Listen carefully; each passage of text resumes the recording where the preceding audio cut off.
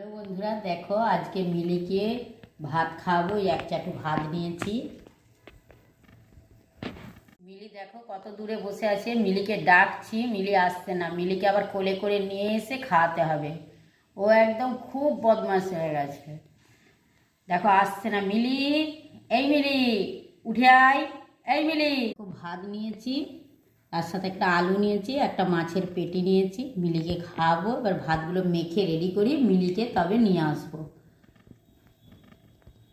এর জন্য ভাত মাখছি। ভাতগুলো খুব গরম, দেখো মাখতে পারছি না।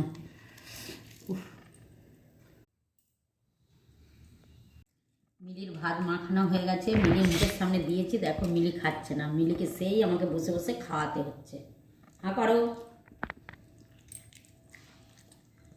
খাইয়ে দিলে দেখতে পেয়েছো একবারে স্যাট স্যাট খেয়ে নিচ্ছে, কিন্তু ভাতের থালাটা সামনে বসে আছে।